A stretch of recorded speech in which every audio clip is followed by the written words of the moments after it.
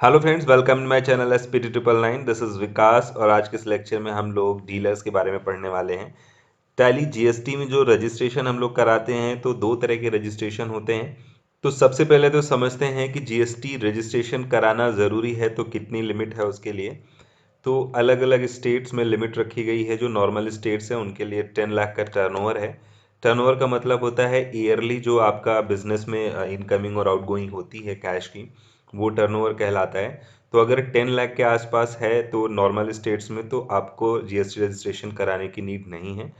और जो hill station हैं जैसे कि नॉर्थ इंडिया है, उत्तराखंड है, ऐसे स्टेट्स में लिमिट 20 लाख की रखी गई है। अगर 20 लाख तक का टर्नओवर है आपका तो आपको जीएसटी रजिस्ट्रेशन कराने की नीड नहीं है। इस लिमिट की जब आप ऊपर जाते हैं तो दो तरीके के रजिस्ट्रेशन होते हैं। अगर आपका टर्नओवर 20 लाख या 10 लाख से ऊपर है और 1.5 करोड़ के नीचे है तो आप कॉम्पोजिट लेवी में आएंगे, यानी कॉम्पोजिट डीलर कहलाएंगे। जो छोटे व्यापारी है, छोटे बिजनेसमैन हैं, उनके लिए होता है ये। इसके अलावा अगर आपका टर्नओवर 1.5 करोड़ के ऊपर जाता है तो आप रेगुलर डीलर में आते हैं। तो दोनों ही तरह के रजिस्ट्रेशन में कुछ बेनिफिट्स मिलते हैं, कुछ एडवांटेज डिसएडवांटेज हैं। जैसे कि कॉम्पोजिट डीलर्स सिर्फ इंट्रा स्टेट ट्रांजेक्शन्स कर सकते हैं, यानी विद इन स्टेट, जिस स्टेट में उनकी कंपनी है उसी स्टेट में वो सेल परचेज कर सकते हैं। जबकि जो रेगुलर डीलर हैं वो इंट्रा स्टेट और इंटर स्टेट दोनों तरह की ट्रांजेक्शन्स कर सकते हैं, यानी विद इन स्टेट और आउट ऑफ द स्टेट भी ट्रांजेक्शन्स कर सकते हैं। इसके अलावा कॉम्पोजिट लेवी में जो रजिस्ट्रेशन होते हैं उनको क्वार्टरली रिटर्न भरना होता है। तो साल में 4 रिटर्न होते हैं और एक फाइनल रिटर्न, तो टोटल मिला के उनको 5 रिटर्न्स भरने होते हैं।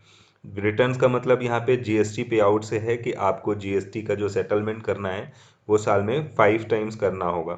जबकि रेगुलर डीलर्स को मंथली रिटर्न्स फाइल करना होता है, तो 12 मंथ्स और एक फाइनल मिला करके 13 रिटर्न्स इनको फाइल करने होते हैं। इसके अलावा कॉम्पोजिट लेवी में जो लोग आते हैं उनको बहुत टैक्स स्लैब लेस देना होता है, यानी टैक्स परसेंटेज बहुत कम लगता है।